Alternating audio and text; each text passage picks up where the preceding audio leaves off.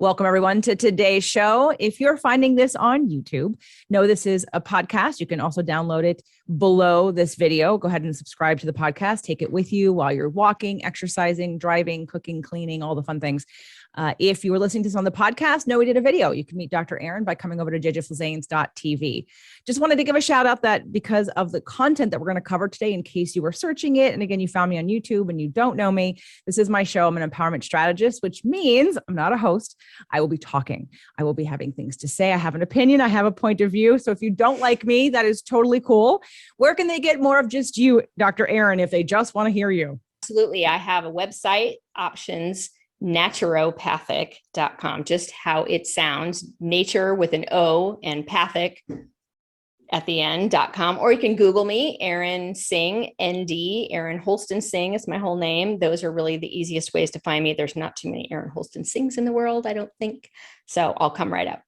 Excellent. Okay. So today's conversation is going to be about sort of the looming, like I'm doing this in the summertime because of the conversation of skin cancer, sunscreen, vitamin D, toxicity, blocking, sun blockers versus cancer producing. I've done one show in the past with a former doctor, Elizabeth Plord, and she's a researcher, and we did a whole thing on sunscreen causing skin cancer, or causing cancer. Right. More So, like but that was back in 2000 and maybe 14 or 15 that we did that show. And even though it's the information, I'm sure, is still relevant and applicable, I'm in a new place with what I understand and know, and with what certain people like. I'm sure we talked about vitamin D on that show, but now being a little bit more involved in the cancer world than I was then, I definitely, and still seeing people on social media are talking about, put your sunscreen on, you're going to get cancer. So you were the go-to person that Nasha had said to talk to about skin cancer. So before we get to the topic at hand, let's just back up for a second and share a little bit about your story and how we got here to you and your career and what you're choosing to focus on. Yeah. So I am absolutely a seeker and a thinker and a questioner. And that doesn't make sense. What about, and kind of all that started when I was a kid, because probably I always bring my mother into the story. My mother's mother died when she was 8 years old. And I was aware of that as a child. And as I grew older, I was the youngest of 4, and just sort of noticed that my mom wasn't really parenting me the way other parents did. I was kind of like, what happened? What happened when her mom died? I thought about that a lot. And then crazy thing happened when I was 15. She had a really severe acute flu-like, of course, today we'd call it COVID. She had COVID back in 1985. And she suddenly couldn't remember how to do anything. And we were like, what the hell's going on? Now, my mom was a single mom raising 4 kids. My dad's mother stepped in, took her to the hospital, took her to our pediatrician that she'd worked for many years. And they put her in the psych ward and diagnosed her as a schizophrenic. So that went on for 2 years, the bulk of my high school. And let me tell you, I was dazed, confused, stressed. And then we came to find out, we took her to see somebody else who looked at her whole history, more of a historical, true history taking. This little German man, I'll never forget him, looked at samples of her handwriting from prior to this event and post, and, the history of that illness that nobody had ever paid any attention to that launched the whole thing. And he said, I think she had a case of encephalitis and she has brain damage from that. But then, the story continues, and she continued to have degenerative brain disease. Needless to say, we got her off of all of the stupid, trazodone and heavy duty antipsychotics that they had put her on, 2 of which were contraindicated to be on at the same time.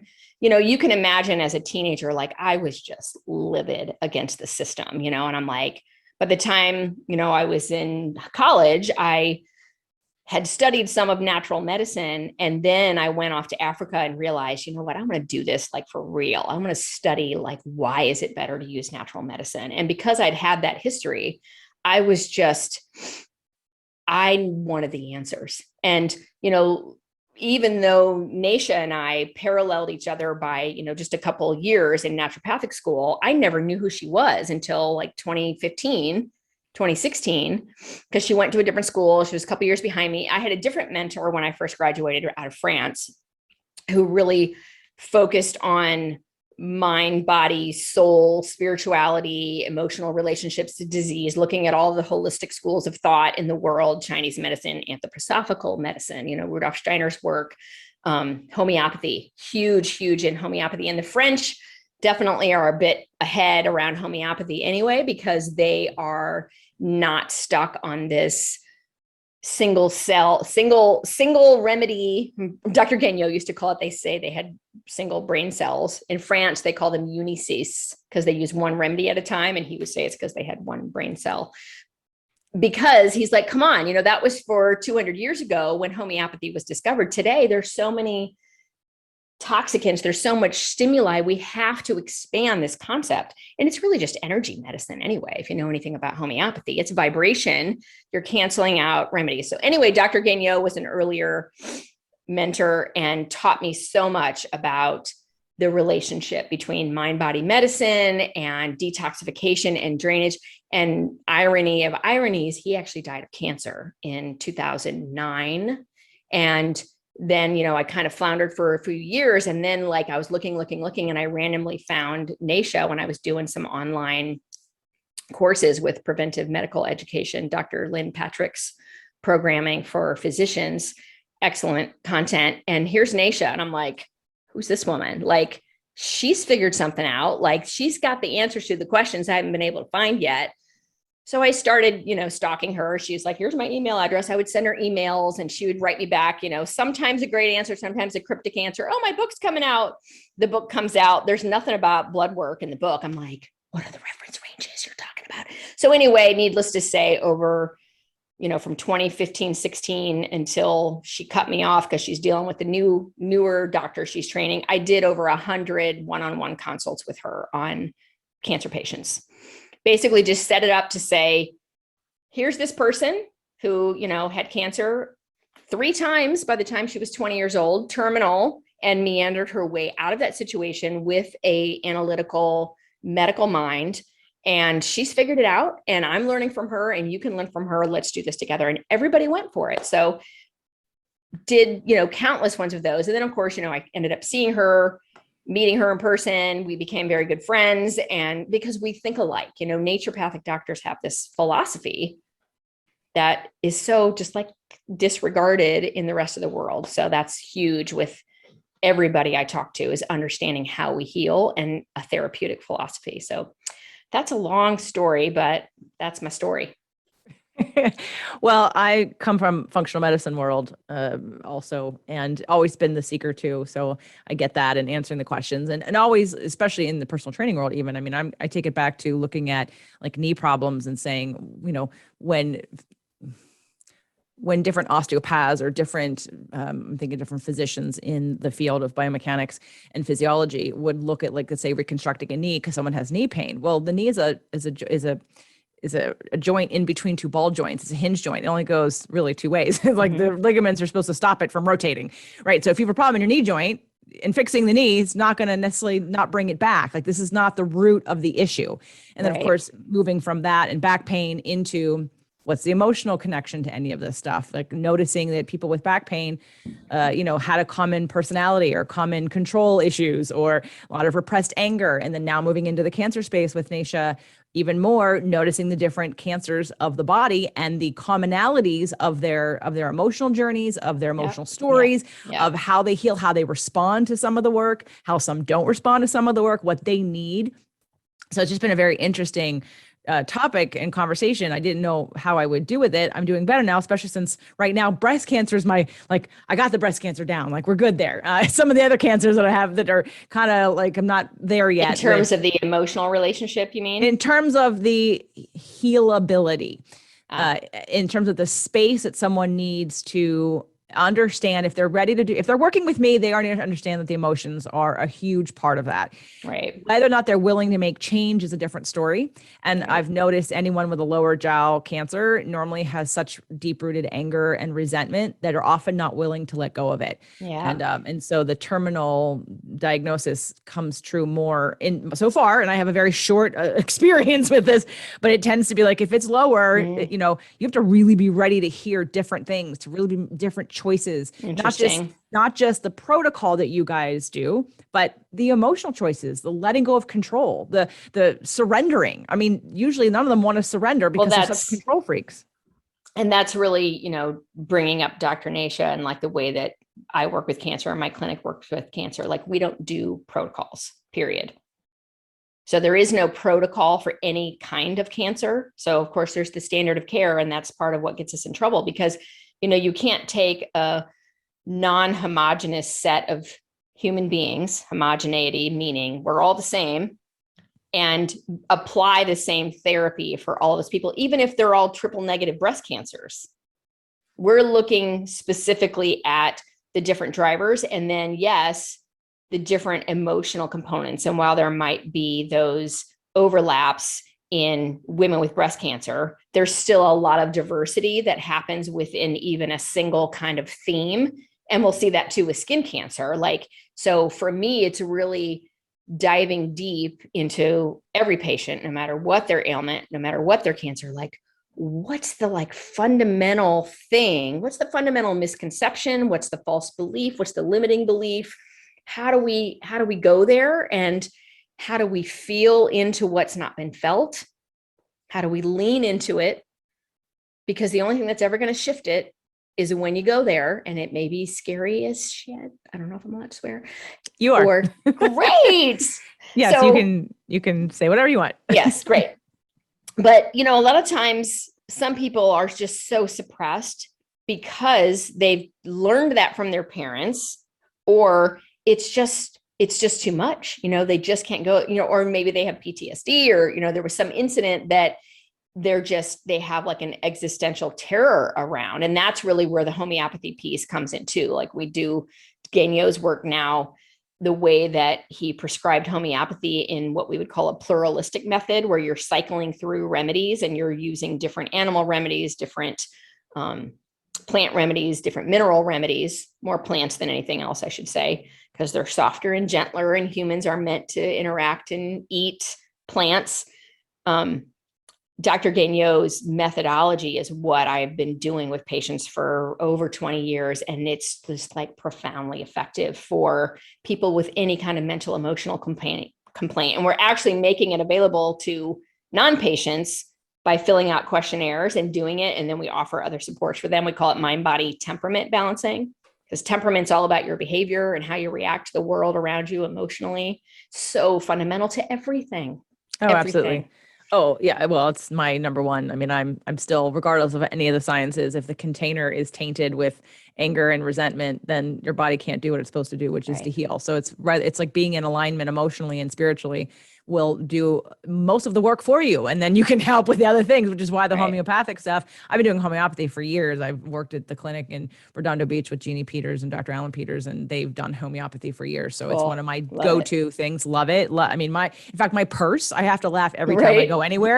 My purse is full of homeopathy. Like, there is more homeopathy in it than anything else. So it's almost like a little tote bag of homeopathy.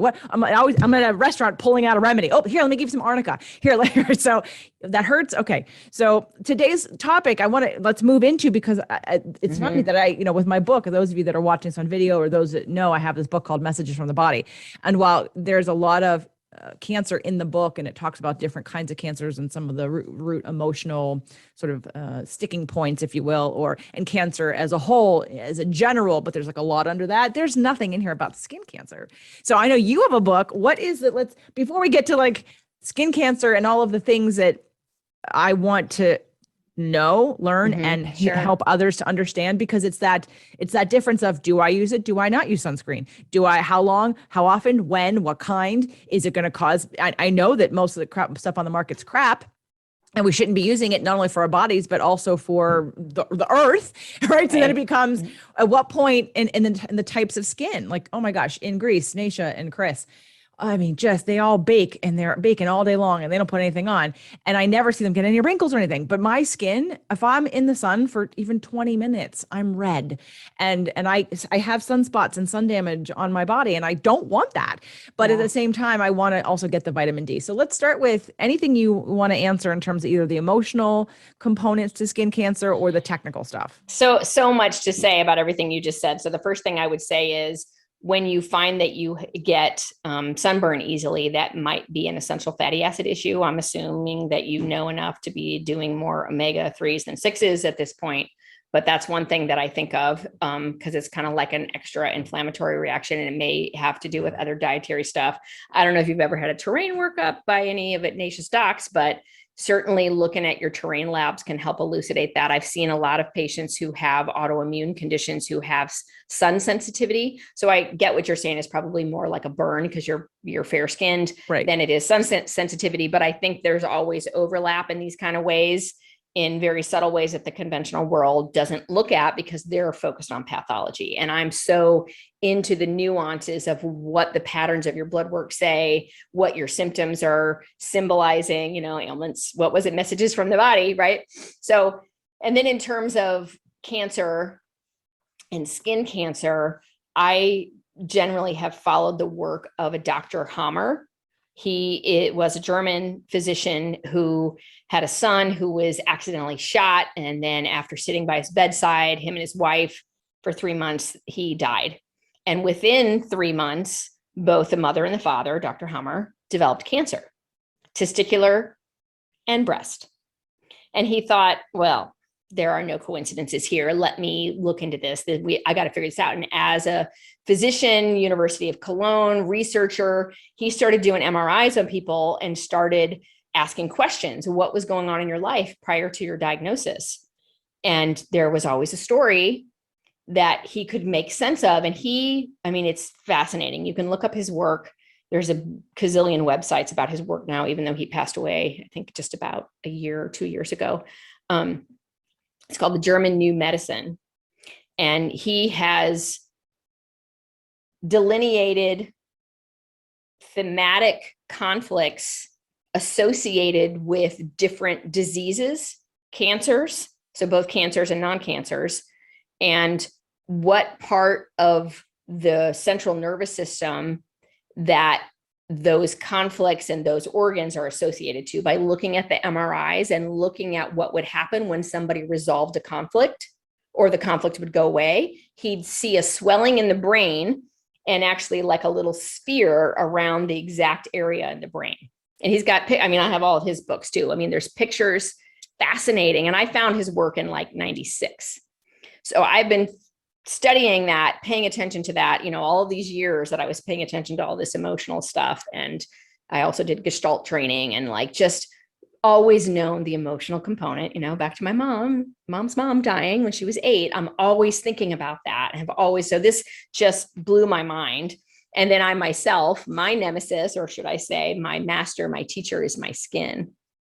My whole life, I've had eczema, or, what they might call eczema. I'm like, it's just a name, like whatever my skin does when it decides that my body needs to tell me a big fat message, namely about, like, skin in general is namely about separation, conflicts of separation, either having an issue being somebody leaving in your life, or wanting someone to leave, or having resolved a relationship that you wanted to end for a long time. There's so many variations on that theme of separation, but always think separation when you're thinking of just kind of basic skin issues. And then when it moves into cancer, and I'm really talking probably more about like melanoma than I am talking about just like basal cell or squamous cell carcinomas, which aren't as truly systemic, cancers that are going to metastasize like a melanoma would. Melanoma is really like a real cancer. And I'm amazed at how many people don't know that melanoma is a systemic disease. So I just want to make a point on that. I see a lot of patients that they even squeak through the cracks and get in here without going through our cancer process because they didn't tell anybody that they had been diagnosed with melanoma at one point.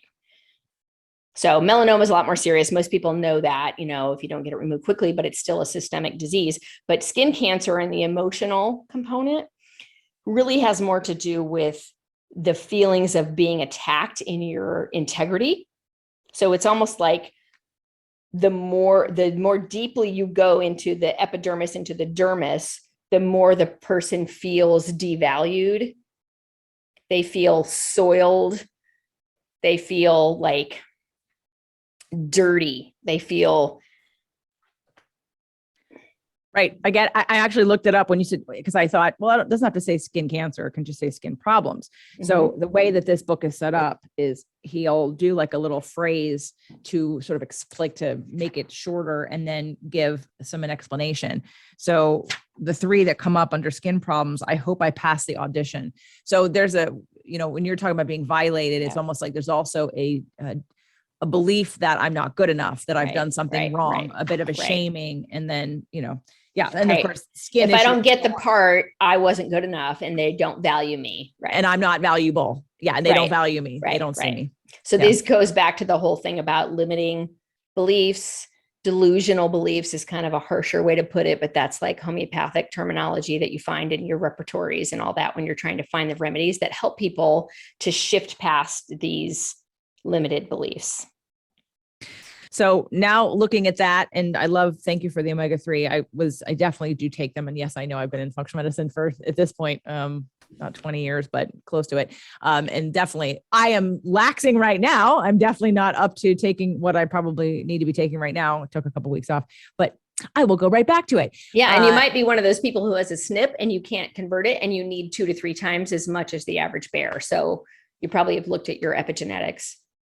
Well, I'm going to take a deeper look, but so let's talk about then the average person. So what about the people that let's put aside the emotional stuff for a second and talk about when, the population is being told to wear sunscreen or sunblock in order to block out the detrimental rays of the sun, which we know that if you don't get your vitamin D. But what would be your recommendation? Is it to never use sunscreen? Is it that some people do? Is it after a certain amount of time? So what I suggest people do is, no matter your fairness of skin, always have at least 5 to 15 minutes in the sun. Like, and remember that your vitamin D conversion stops when you take a shower and you wash the oils off your skin. So if people think, well, I'm a rock climber and I'm out there all day, I don't need to take vitamin D, and check their levels and they're in the toilet, right?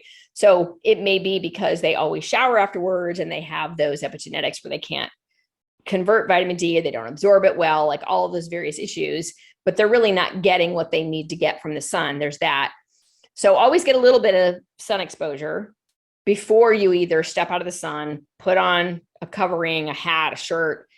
And then in the circumstances where you really don't have a choice. So, last Friday, we're ending our vacation and we go to a water park on the last day. And I've got half Indian kids, so I almost never need to put sunscreen on my kids. Thank God. But the one time they got burnt was when we spent an entire day at a water park and my son was like in the wave pool, right? Like water all around, reflecting on his skin, and he got sunburned. So being a little bit cautious, I always have like an EWG verified brand with me that's going to be a non-nanoparticle, like titanium dioxide, like something that doesn't absorb through the skin. None of that PABA stuff, para-aminobenzoic acid. Like, we don't want the toxic stuff. Look it up on the environmental working group, make sure that it's verified or at least like a level 1. Badger, I think, is the brand that I had with me on vacation. I used it, maybe twice the entire. It's so thick. I got it. I asked Dr. Chris, I got it. And I'm like, I can't use this. This is gross. I know. I don't really like using it either, but I was actually putting it on my hands because I was out in the John Muir wilderness and, riding horses, hiking. My hands were like sausages and they were just getting sun. And I thought, you know what? Like, I just don't want them to be like fried to a crisp.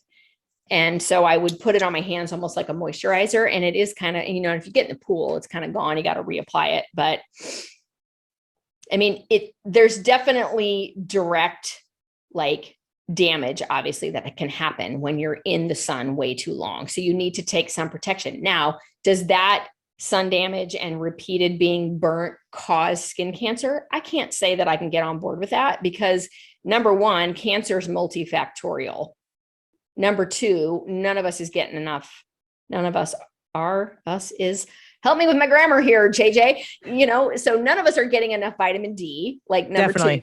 Definitely. And then we're completely confused about what actually causes cancer. Like people don't even know that because nobody other than, the folks in our world are even looking. And when you really boil it down and you look at, you're killing yourself by eating glyphosate-ridden foods and your microbiome is in, forget your microbiome. Well, you are your microbiome. Like you're nothing but your microbiome. You're a bag of microbes in higher structured human order. And here we are popping pharmaceuticals that kill our mitochondria, which is, the microbiome that formed into a eukaryotic, higher organized cell to be our higher organism. And then your antibiotics and your steroids that completely disconnect you from your neuroendocrine system and your feeling states. So it's almost like hard to believe, right? Like it's really obvious when you sit down and parse it all out, but there's so few people in the world that really know how to do that. So we're looking at, this is what I heard you say. I don't want to simplify if anyone, like just to kind of make a really obvious separation. So the messages that we get, which is why we're having this conversation, because I know that, I think with all other cancers, I think that I and most people can get on board without thinking too hard that cancer doesn't happen overnight. But skin cancer becomes that one thing that we want to blame on the sun, and that the only reason we have it is because of sun exposure. So what we're talking about right now is that skin cancer is not just a result of being exposed to the sun. It's all the other things underneath that make that possible, correct? Absolutely. And I just want to add here, JJ, while we can, because I know your audience loves these things. If you find yourself being one of those people, there may be something that like you're specifically not wanting to look at. Like our medicine requires accountability, personal responsibility. And when somebody's not going there, that's a problem, right? Because you're not going to get well without that. Right. So when we're looking at that, it's just about my relationship to the sun, just like in any other cancer. I know you talked about glyphosate. We can't get rid of toxins no matter what, unless we're living in a vacuum. Mm-hmm. But what we can do is make sure that our detoxification system inside of our body is good to limit the exposure, to do things that we need to do to extract and prevent them from happening, change our products, change our water, change our environment. We can do a lot of things to avoid what is naturally occurring around us all the time. So it's the difference of, there are plenty of people in the world who eat like crap, who don't have, who complain and have stress, never get cancer, live to be 95 and are just fine. So again, looking at all the reason why Nasha and the metabolic approach to cancer is different is all the different factors. Like you said, I may need, based on my epigenetics, I may need higher doses of omega-3 than the average person does in order for me to be out in the sun longer and not necessarily get any burns or, any skin discoloration, which I have. So I just want to say that it's not the one thing. It's not the one thing that you can say, everyone that does this one thing is going to have this result. Not at all. And then that's not even, and there's not even taking into consideration, again, what I'm going to consider quantum physics, which is above all of it, which is if you don't believe it's not going to happen, you live in alignment and you're actually a happy, settled person, all this bad stuff that affects other people won't affect you because you literally live in a different frequency. So when we change that, so going back to, because I think what I just got clearer than I've gotten before is my own lack of connecting skin cancer to all of the other things, which of course it makes complete sense. But because we're so pounded in advertising and marketing and doctors, other Western allopathic doctors, wear your sunscreen, wear your sunscreen, wear your sunscreen. People in the beauty industry, wear your sunscreen, wear your sunscreen, wear your sunscreen. Oh, I was in the sun too long, I now have cancer. And we automatically assume that there's no other reason except sun exposure. So what are some of the other big, and then this could be, obviously in the Terrain 10, there's 10 other things. Well, let me talk about the two biggest things. And I just want to say that, the Terrain 10 that Nasha talks about, she has the emotional, psychological, if you will, as the 10th thing. She has the last chapter of her book because if people read it first, they might run. But I really kind of consider that the substrate for everything, number one. So like, why do some people eat like hell and they do all these things other lives and they never get cancer? Well, if you kind of put it all together, there's usually, and Dr. Hammer called this a psychological shock. So like the event of his son getting shot and dying, he named that syndrome or that shock or that event after his son. He calls it a DHS for Dirkhammer syndrome. But it's that there needs to be some kind of like psychological shock. And it may have been something that was subtle and repeated and suppressed and not really realized later in life. And that's why people got to kind of go digging in the closets and bring out the skeletons, right? And do that deep dive emotional work. So that's a substrate of anything. But when, if you're just talking like basal cell carcinoma, those types of, lesser noxious cancers, you can pretty much know that that person has had a long-standing vitamin D deficiency, ironically enough. They're probably slathering on their sunscreen, and there's going to be a metabolic issue. What does that mean, a metabolic issue? I often tell patients, when I say metabolic, think blood sugar. When I say blood sugar, think metabolic. Because what I'm really talking about is at the cellular level, your cells don't know how to stop using only glucose as fuel.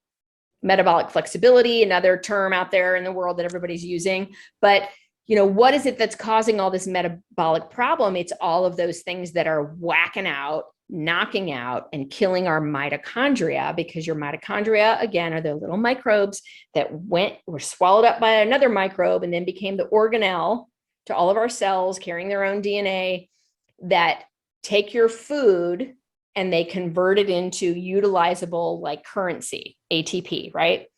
And if you just eat glucose, or sugar, or, and mind you, we're not just talking about fruit and candy bars. We're talking about bread, pasta, grains, beans, all carbs, all of those things, all carbs, anything that gets converted into glucose in the body is like equal currency. Of course, some of those foods have more other nutrients with them along for the ride, and many of them don't because they're just so high in carbohydrate. But anyway, the metabolic issue goes also back to the mitochondria being knocked out, not just by being exhausted from never getting a rest of burning glucose, but it's also they get knocked out by excessive exogenous hormone stimulation. And we'll have to have another podcast if we can't talk about that today. And then also other pharmaceuticals that kill your mitochondria. And there's also that whole like symbolic part of it, so if you circle it back around to the emotional connection, I have a quote on my website that has triggered some people before, because I think and I believe that cancer is that part of you from which your consciousness has disconnected. It's too painful. You can't go there. So you disengage, you dissociate, you disconnect. No, it's not just about consciousness and this, lofty kind of esoteric statement. It has to do with the fallout of all of that emotional trauma, and then the fallout of all of the physical manifestation that started from the thoughts and feelings, emotions. Yeah, that's a lot. So and I'm in agreement, obviously, on the emotional piece, on all aspects of that. And I think, while I was really hesitant at first when Nasha and I talked, and she kind of introduced me to all you guys in an interview, and I was like, although I asked for it, I very much asked for it. I'm like, I'm going to claim 10. I'm going to claim this is my lane and that I want, because I've worked with all kinds of different healers, different energy workers, people that do different kind of trauma responses. But for me, I think what I'm even fine tuning now is that while all that does live in the body and we can find ways to release that and we can unburden the body energetically, we still have that 12% of our conscious brain, that's our interpreter. And until you change the interpreter, which causes the feelings in the first place, when we don't know how to look at something and interpret it differently, we're going to create it again. It's just going to be on repeat. You can clear out the energy, you can forgive, make peace with, bring it up, release energy, but you're going to cause it again if we're looking at it the same way. If we're telling the same story, if we don't have a different perspective, it's going to come again, because it's your point of view and what it means to you. So, but besides that piece with coming into this group, what I've realized is that cancer patients that are actually in alignment with this work, with what you guys do, and then with what I do, are the ones that are ready to do it. And not that everyone needs to feel uncomfortable or crack open or have some kind of really meltdown in a way, although you might. That's probably going to be appropriate for a lot of people, and learn how to be free and all that good stuff. But this is the population of like, when you get a terminal diagnosis, game on. You either want to live and figure it out, or you manifested this because you're ready to go and you're tired and you Hallelujah. And you're ready to leave. Right. So I think that when you're talking about the emotional piece. Yeah. So I want to empower people that are listening to this who, like me, maybe they've been listening for a while. I do have plenty of listeners who've been with me. It's coming on 8 years, guys. 8 years, and know that Sunscreen episode that I'm talking about back in 2015 with Dr. Elizabeth Plord. But again, it's been a while. So this is why it was time to bring this conversation back and to add this depth of, it's not just about what you're putting on your skin or your skin exposure, but what you're doing with your body. So let's start at the top and work inside. So obviously the best case scenario is to work with someone like you, work with you do telemedicine, do the whole blood work, do the whole thing, and see all of the things. But if someone isn't going to do that, and we start with the topical, like you just said, do 5 to 15 minutes in the sun every day, hopefully that'll help with vitamin D. From there, what about, are we putting sunscreen or sunblock on? I know you have a store. Do you have some of those recommended products? Sunscreens. Yeah. Sunscreens. Well, we don't actually carry any sunscreen. It's not something that, people think to buy from us. We don't really market stuff like that, but we do have an affiliate with an EWG verified makeup company called Beauty Counter. And there's a link to them on our website, and they do sell sunscreen. So we don't sell it directly, but through an affiliate relationship, which those never really work out for me. But if somebody wants to click on that, I'd be really happy.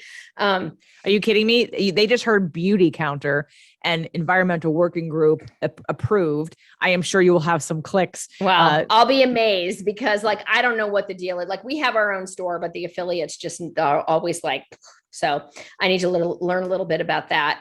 But I like having things in our store, and I'd be happy to carry a sunscreen here if people think that they would use it. But we're in Cleveland, right? We're at a latitude where I don't even really want people wearing sunscreen. And that 5 to 15 minutes a day, that's probably not going to be enough. You're going to want to test vitamin D levels and see where they are, and know that our optimal ranges are going to be between 80 and 100. And you want to just keep an eye on serum calcium levels. That's part of your metabolic profile. Complete metabolic panels have that with all the other electrolytes. And when that number goes 9.5 and up, then we start thinking, okay, are you overdosing on the D, not getting enough vitamin K? So those fat soluble vitamins really kind of need to be thought of in sync with one another, including vitamin A. Yeah. Okay. So we have, I mean, I'm a big fan of a liquid vitamin D with K. Even I'll supplement that because my levels weren't quite at 80. Yeah. So we always separate the two because we're wanting to tweak the D and the K based on lab work. So we do sell that one together. In fact, we're looking for an alternative because we found out that the companies that we carry requires a certain mandate that we're not in cahoots with. So we're looking for a new brand on that. That'll be changing soon. And we're ever updating our apothecary to be ethically, morally clean, like that. It's a curated thing I've been doing for 20 years. And I got a couple other doctors now on staff that help me out and help us with the terrain lab reviews. But yeah. Okay. Just had to throw that out there. No, yeah. There'll be a link under the video for Dr. Erin's store. So you can check out, and of course you can go to her website also. We use emulsified forms of vitamin D because it helps with the absorption of the vitamin D. So sometimes people take vitamin D and their vitamin D levels they're supplementing with 10,000 international units a day, and they still have low vitamin D. And that may be the type of vitamin D that you're taking. It may be your epigenetics. That's something else that we assess and look at.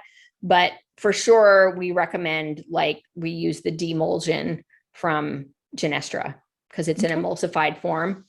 And there's certainly other things, other hacks to help people absorb nutrients that comes to fat soluble nutrient metabolism and absorption, assimilation, all that. But I don't know how deep you want me to go. Well, I'm trying to go through the causes or the things that drive. And if skin I'm listening to cancer. this and I go, what can I do? I was talking to Miriam the other day and she recommended something and I said, can I get it on Amazon? She's like, well, I'll make you a full script. I'm like, can I get it tomorrow? I'm like, no, like, I want to Right. know. I mean, and let me comment on that, JJ, because you have a big audience and I want your audience, if they're in support of you and what you do, like, please don't shop on Amazon. Like, you're giving your money to go to Mars for Mr. Bezos.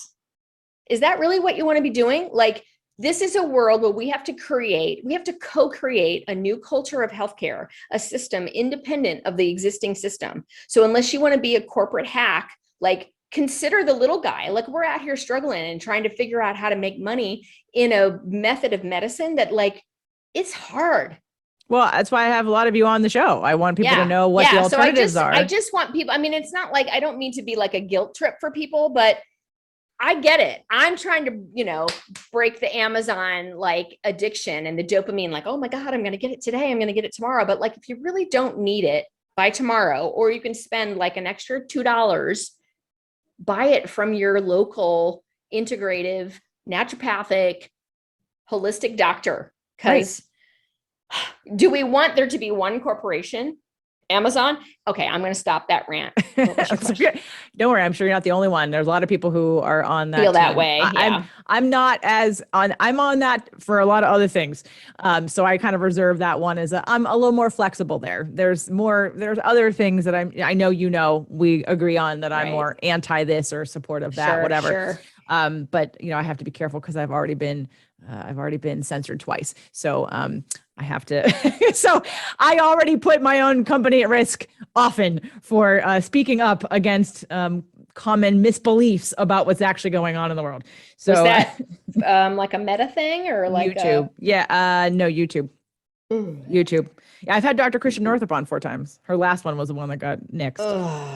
Anyway, so as I digress, so we're going. Guys, make sure you check your vitamin D levels every time, every more than one time a year. Get them up there. Jumping ahead into the whole metabolic piece, like, give your body a rest from eating every day for at least 13 hours. Like, if that's the least you can do. And then if you want to take it deeper, you can do longer intermittent fast. We call that 16 to 18 hours every other day. Once a week, try to do a dinner to dinner fast. That's 24 hours. They're easy. They're easier than you think. Maybe you sip on bone broth. Maybe you have some bulletproof coffee, but like, give your system a rest. And, just to kind of throw something out there, I'm like to think of myself as a little more woke mother than others. We just went on this vacation. I mentioned my son ate gluten twice a day, bagels for breakfast, sandwiches for lunch, marshmallows and crackers for dinner, basically. You were camping? Were you camping? We were in the John Muir Wilderness glamping. I have to admit, we were at a ranch and we had a private chef, but we were in the middle of nowhere with no Wi-Fi and no cell phone service. It was fabulous. But so my son comes home and he's all congested and he has a sore throat. And I'm like, oh, ate a little bit too much crap, did you? And then, he stays home from camp yesterday, stays home from camp today. And today he's completely nauseated. And I'm like, oh, your liver's resetting. Your liver is like, all your liver energy is going. And I just explain it to him. And then he understands it. I'm giving him homeopathics for his liver. By, an hour ago or whatever it was, and I'm trying to get him to my sister-in-law's house to get over here to the office. He's like, I'm fine. Because, I'm not suppressing his little fever he had. I'm understanding that the fever is his immune system trying to find itself again after obliterating his gut with a ton of glyphosate-ridden gluten. Right. Just had to throw that out there for all y'all listeners. Right. Oh, I remember with my last relationship, we would go to for like a family dinner. Okay, let's say Thanksgiving one year, and I've been gluten free since 2008. And not to mention, forget that I have a really high standard for food. So there's a lot of things I'm just not going to eat if they come out of a box or if they're not organic or if it's just you're crap. A foodie. Yeah, right. So let's just say I don't eat a lot. And but we're on the same planes, we're in the same bed, we're in the same room, we're in the same houses, we're in the same cars. And then what always would happen is he'd get sick and I would not. And I was like, okay, if you don't know that your gut controls your immunity, like by now, like here's the proof every time that minus. Now I'll say, I mean, like when I was in Greece with Dr. Nasha I mean, I did have a little gluten because I am Greek, and I was like, you know what? I'm going to have some spanakopita, and I'm going to say, oh, this isn't worth it. So I have it one time. Right. Oh, I'm going to have some galdobulico, and then I'm going to go, oh, Right. well, that's Right. kind of worth it, but I'm going to limit it. Or when I was in Right. Italy, in Right. 2020, and but generally speaking, again, 80/20. I live 80% in that space. So I know you're talking about fasting. So I love that the 13 minimum hours intermittent fasting, which I've been doing for years. But now, like right now, as we're having this interview, I'm on the fasting mimicking diet. And I'm a big fan of the 24-hour fast, the 48-hour fast. I haven't myself yet done the 72-hour fast, but the 24 hours are easy. Yeah. They're way easier than you think, especially because you're literally just whatever dinner you're eating, you're just having dinner. Yeah. But so intermittent fasting is also, it can be really easy. 13 So hours. I would say that if you're not able to do 13 hours, there's a problem. That's a big indication. absolutely. Big Absolutely. problem if you Big can't problem. you are a huge sugar burner. And if you think you're hypoglycemic, it's the same as being hyperglycemic. You're just bouncing around because your body doesn't know how to balance your blood sugar. So we can call it dysglycemia or whatever. But another way to kind of get through that hump, in addition to intermittent fasting, is going to be, don't count calories, count carbohydrates and increase healthy fats. Two really simple things you can do. If you don't know what a healthy fat is, send us an email. We'll send you our handout. We'll send you the handout. Like, learn, people, that the vegetable oils and the canola oils and the crap in the grocery stores, give it the heave ho, because it's killing you. And you don't think that much of it. Oh, it's just the cooking oil. Well, guess what? It's your nutrition. And it's how your body learns how to burn fat when you actually eat decent oil in decent quantities. And, speaking of being grease, like, get yourself on some good quality, clean, organic olive oil. We do have an olive oil affiliate membership where you get 3 bottles fresh pressed every season from wherever they're being pressed in whatever season around the globe, FedEx to you. And it's the tastiest stuff ever. And it is expensive, but I think of it as a supplement because it's so anti-inflammatory. That particular type of monounsaturated fats and the nutrition that's in that, like, people don't realize that olive oil is medicine, food. It's one of your ways that, like, food is just a direct medicine. So speaking of olive oil, I believe in that episode I did in 2015, I think we talked about putting olive oil on burns topically. If you were in the sun too long, that makes complete sense. Using olive oil on top. Yeah. And I don't know, I guess olive oil would probably be the better choice than coconut oil, but I mean, those would be two choices. In terms of dietary, you mean?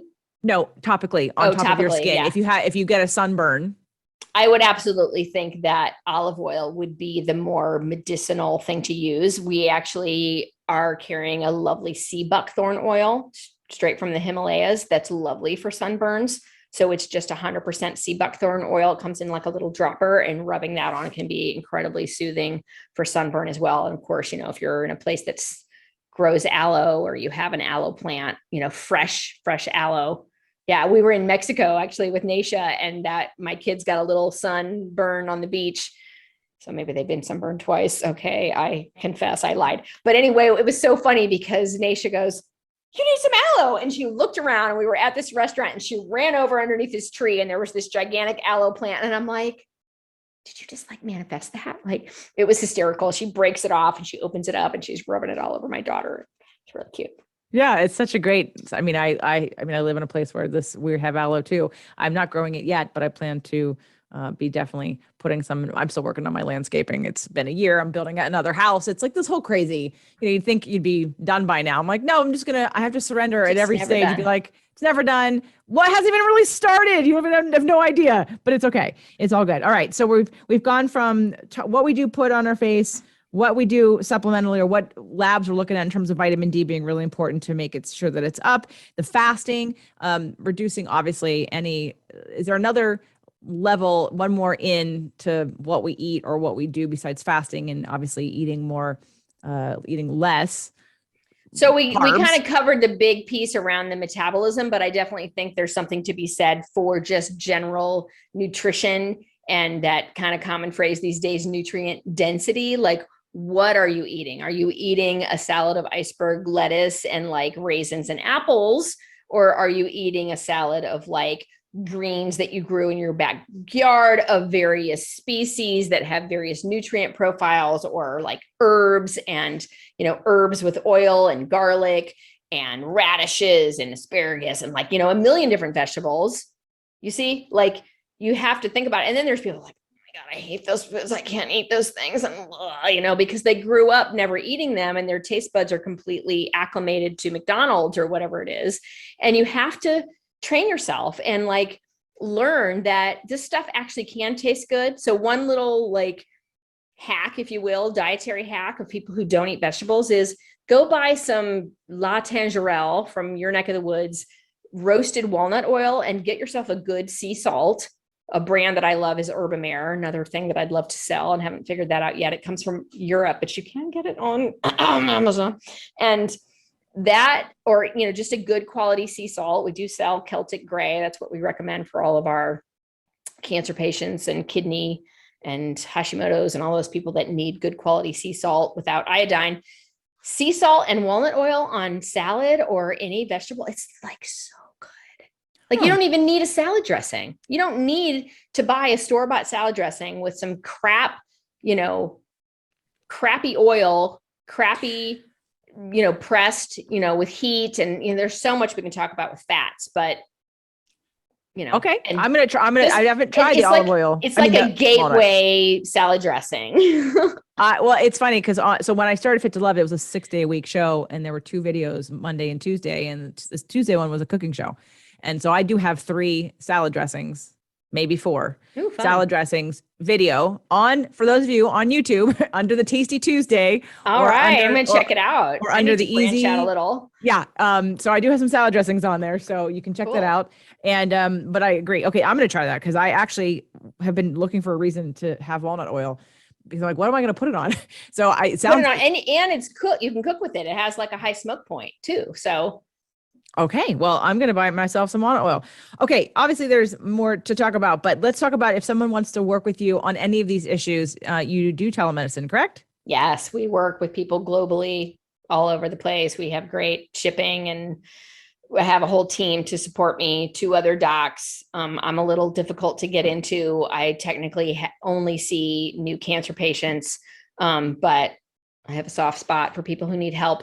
And I have 2 other doctors, one who did 3-year residency with me. She's now in her 4th year of practice, and another doctor who also, both of them have done Dr. Nasha's metabolic terrain for practitioners program. So the other doctor has been in practice for like 5-6 years, and he has been with us for a year. That's Dr. Patrick. So Dr. Patrick and Dr. Laura, they're sort of like my wingmen in helping people because I'm not always immediately available, but they're trained naturopathic physicians. And so they have that whole therapeutic philosophy. Love to send people to this concept of principles of healing on my website. You can go search that because I tell every new patient, you gotta understand this.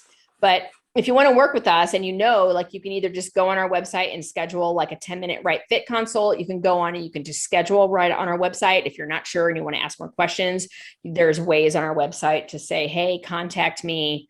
Like we're pretty on it. We're growing. We're about to hire 2. We just are hiring 2 people, even 3 people right now. And we got a lot going on, but our goal is to really help people get well and to change that culture of healthcare and help people understand that it doesn't have to be the way that you think it has to be. And that's why I call my business Options, because you have choices. Options Naturopathic.com is the website. Again, it's below this video. It's in the show notes for this podcast. Dr. Erin, thank you so much for all of today's conversation. I mean, we kind of weaved in and out of so many things, but I now feel much better about the whole skin cancer conversation, if you will, because I don't know why I had a block to the fact that just like any other cancer, it doesn't happen overnight. And it isn't, and the sun is not the only part of this equation. So stop thinking that it's about the sun. The sun is one element, but there's so many other things that contribute to whether or not sun exposure can create a skin cancer problem. So I appreciate your time today. Thank you so much. Everyone, please check out Options Naturopathic. And what was the download that you said for people to get? The download? Did you say there was you said get your hands on some report? Oh, it was the healthy fats handout. And yeah, we can just send that to you too. And you can like put it somewhere. Do you do that kind of thing? I can. Yes, I can. All right. Absolutely. All right. So Okay. Healthy Fats handout. But I feel like there was one more thing you said that you wanted people to get their hands on, that it was some guide. Did you have a guide? Well, we do that mind body temperament balancing program. Maybe that's what you were thinking about. It's like a way for people to start to work on any kind of physical issue or mental emotional issue, because that's why I call it mind body. In fact, I have that scrunched together as one word, because your mind and your body aren't really separate. Right. Guess what, everybody? It's all the same thing. So the mind body temperament balancing is really helping people kind of segue into, how do I start to help myself heal? Because everything really begins with consciousness, thought, feeling. It always goes back to that, even if it was in a previous generation. Transgenerational trauma is a thing. Inherited emotional DNA. Right, is a thing. right. So that really dives deep into that. And I mean, if there was something else, I mean, maybe you're thinking about the Germany medicine or the book that like I use. So Dr. Erin, thank you so much. Please, everybody, make sure you visit Options Naturopathic Clinic at optionsnaturopathic.com. Also, she's on Instagram, so follow her on Instagram. I know, because you shared some of my stuff that I was doing. So I appreciate that. We're definitely of like mind. So, Yes. And if you're looking for someone in person, I don't want to forget to mention that you're in Ohio. I'm in Cleveland, and Dr. Laura is now in Portland, Oregon. Okay, great. So we have two different, if in case you want to do an in-person session, you want to go see a doctor. We're talking about Cleveland, Ohio, or Portland, Oregon, which is great to know, because I know a lot of you would love to just be able to go meet people and meet with them in person. So just make sure to let her know that you heard about her on my show, so she knows where it came from, and she kind of knows a little bit about what you know about her. Yeah. And thank you so much for all of your amazing information. And I'm sure we'll be having another conversation soon. Awesome. Thanks so much, JJ.